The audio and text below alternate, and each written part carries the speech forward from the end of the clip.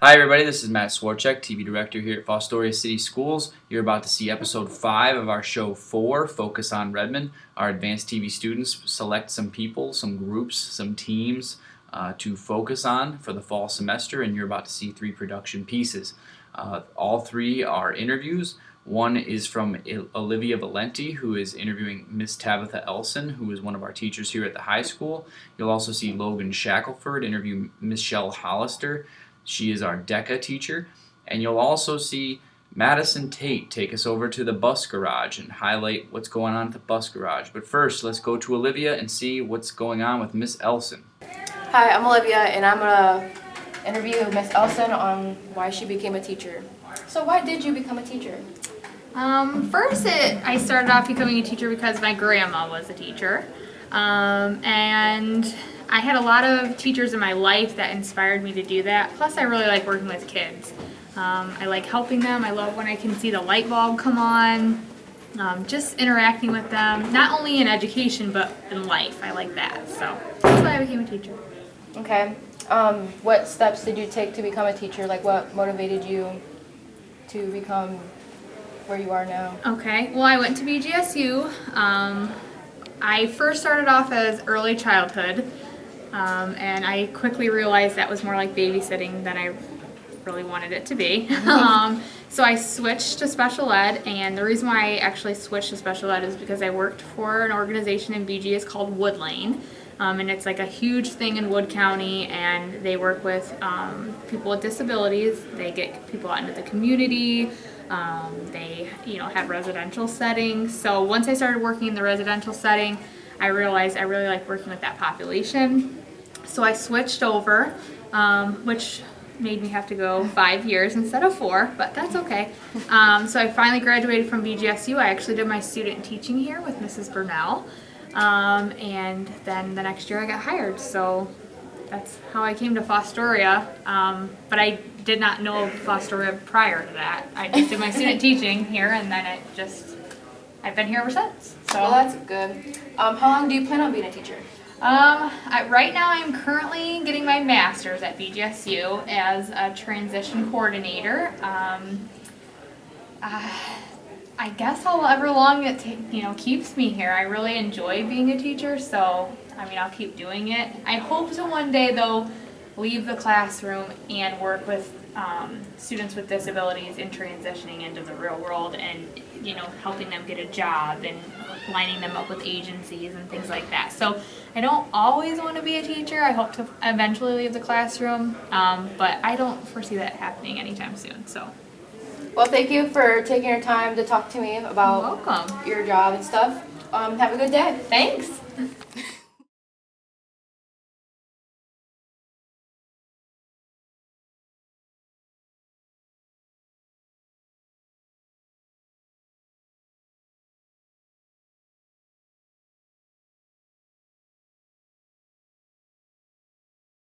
That was great, Olivia. Now let's go check out Logan and Miss Hollister.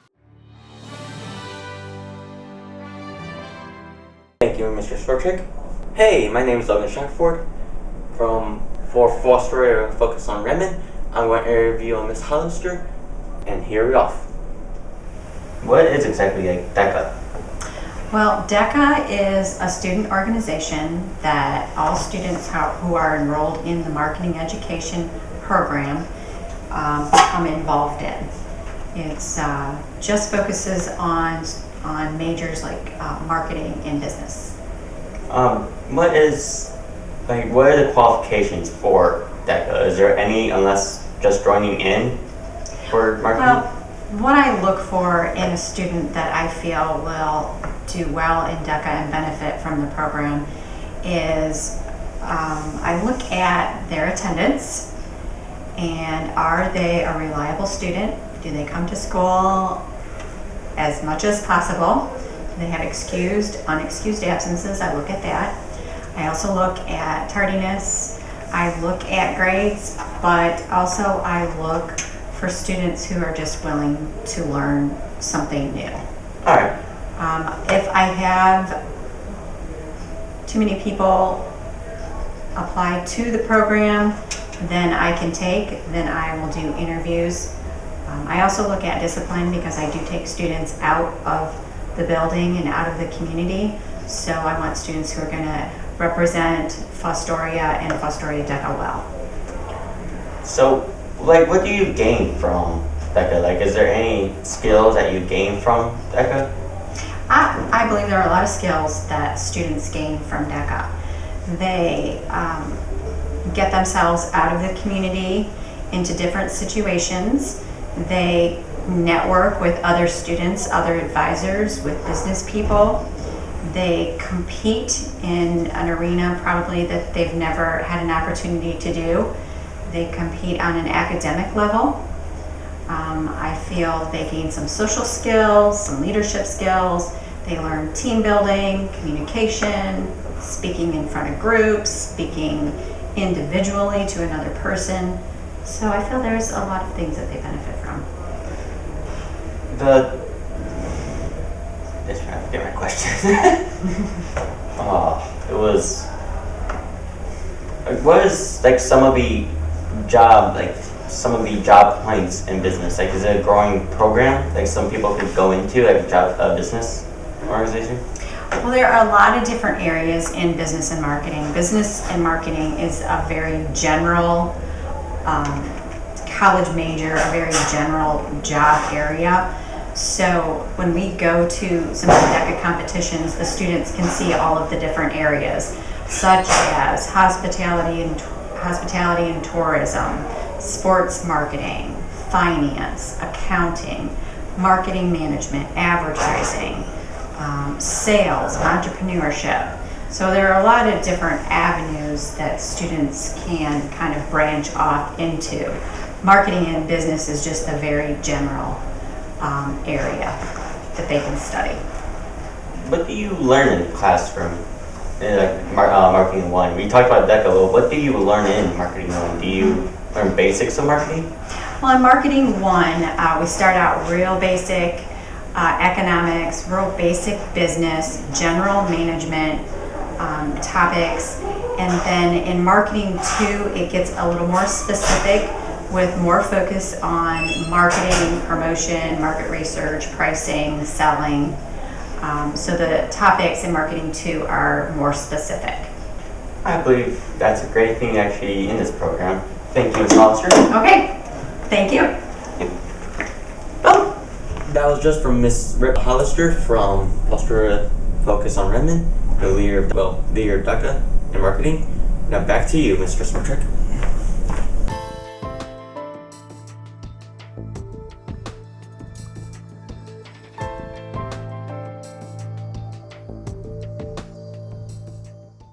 That was excellent, Logan. And finally, let's take a look at what Madison has for us over at the bus garage.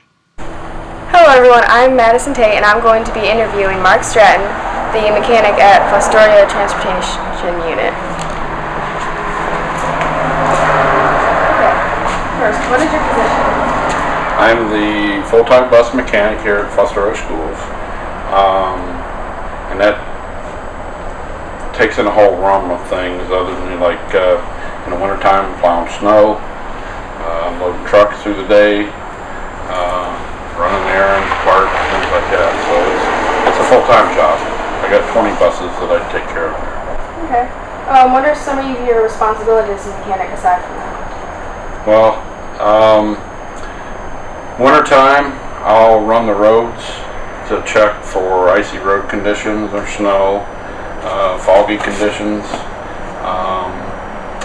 Making sure I have the buses ready for inspection for the state.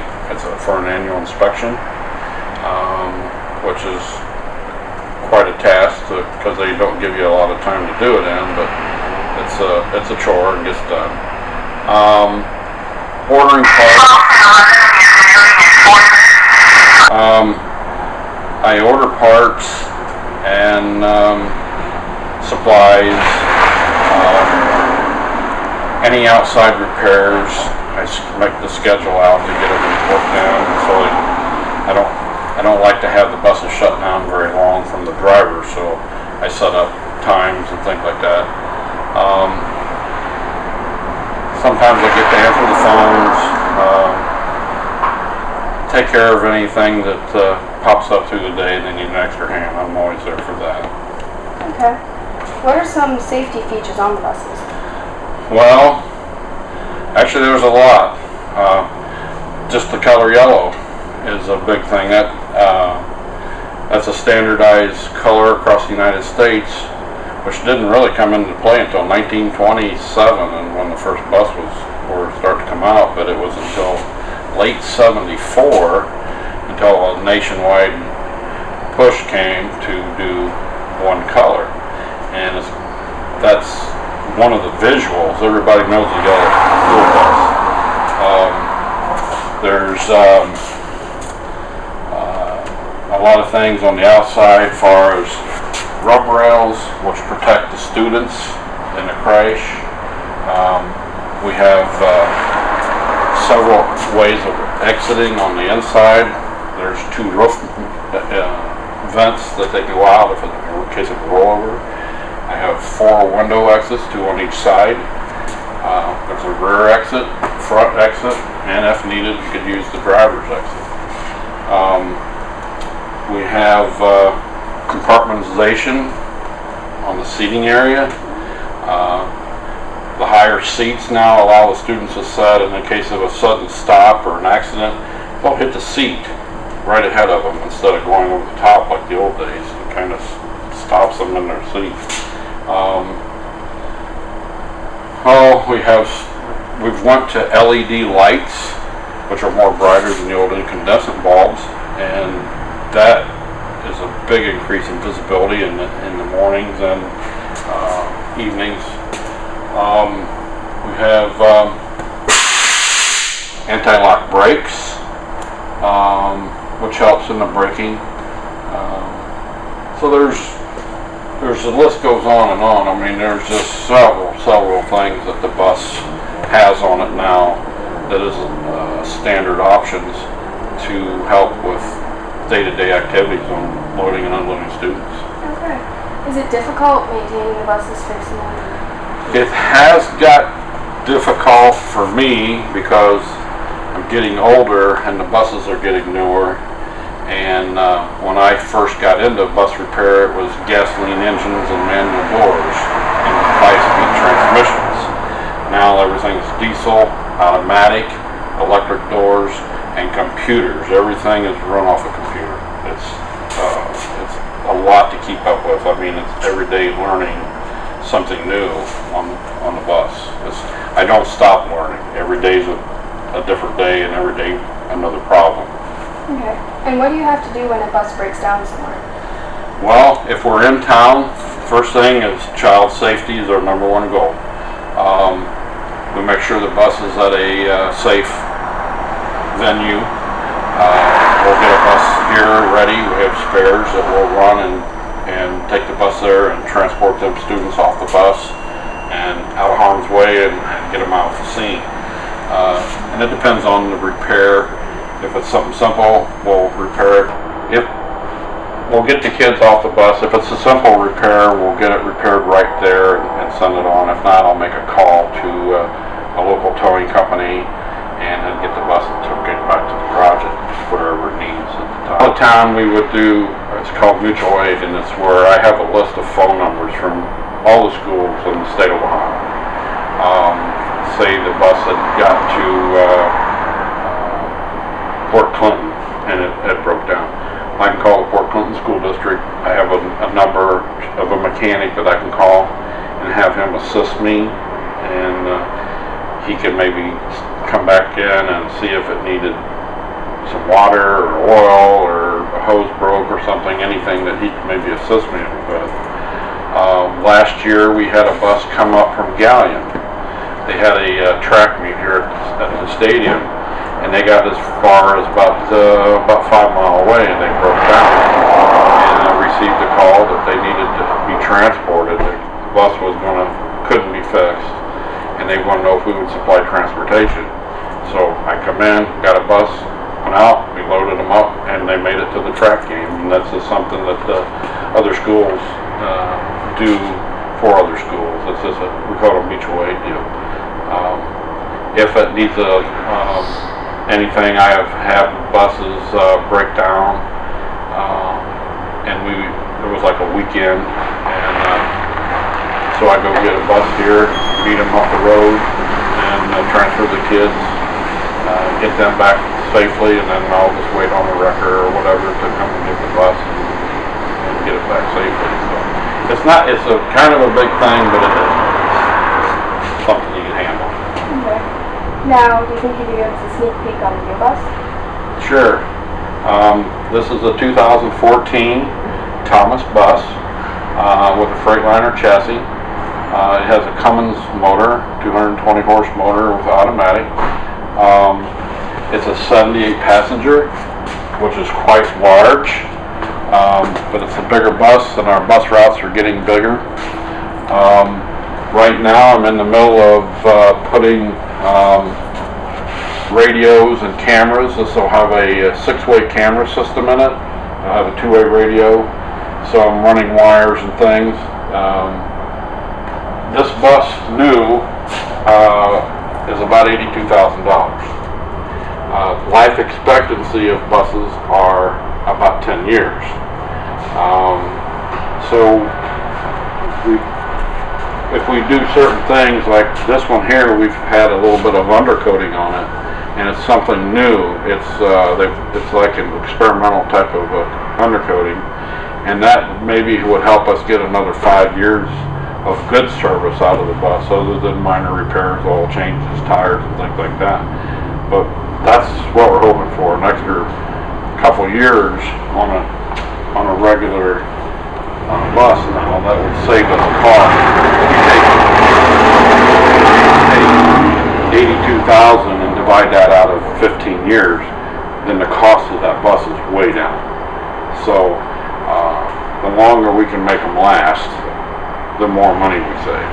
So it's something where it's an experimental experimental thing they're trying with this undercoating, and they've had good results. That we're in the snow belt area. Akron schools have tried this for the last couple of years, and they're having wonderful success with this. So we're hoping we're one of the first buses in the area to get it down this way. So we're hoping that's going to make our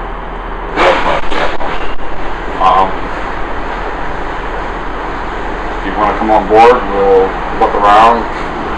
Okay. Well, as you can see, I'm in the middle of installing cameras and radios in the bus, so I have the dashboards tore out and the overhead compartments and things, running wires. Something new we're trying on this bus is a real-time front-facing camera that will see everything the driver sees as it goes down the road. It's mounted right on the dash. There'll be a camera here that watches anybody coming in and out of the doors. There's a camera above that watches everything to the rear. The controls are laid out and such that the driver has easy access to the panel to turn switches on and off. This has got tilt, cruise. It has a engine brake, which aids in we could probably get, they had a report of 90,000 miles on a bus before they did a brake job using air brakes on this and the engine brake. So that's going to be a savings there, we're hoping, in the future. Then as you come in,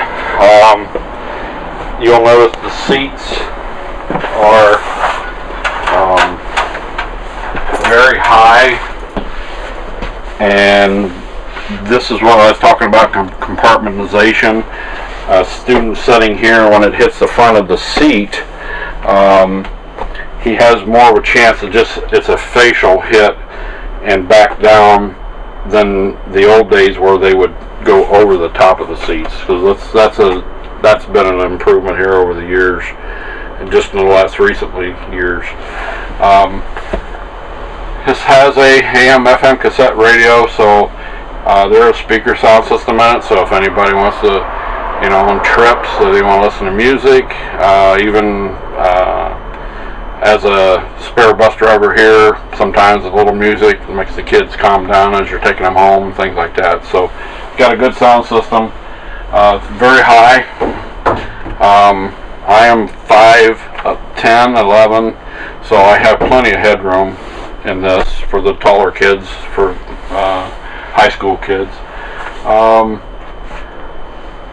This bus individually has 4 different heaters in it because of the length, and that's a good thing, especially in the winter time. It does put out the heat, and these newer buses are a lot more insulated.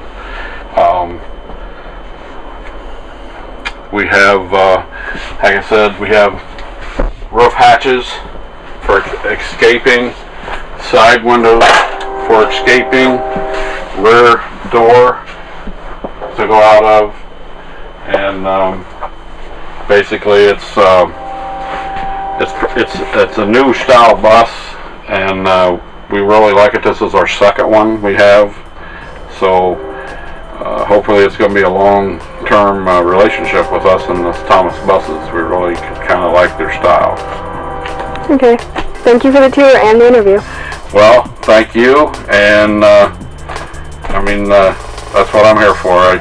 I love kids, and I love working on the buses, so that's my job. All right, everybody. Thanks for watching. That was our 5th episode of 4. We will be back again when we are focusing on more Redmen.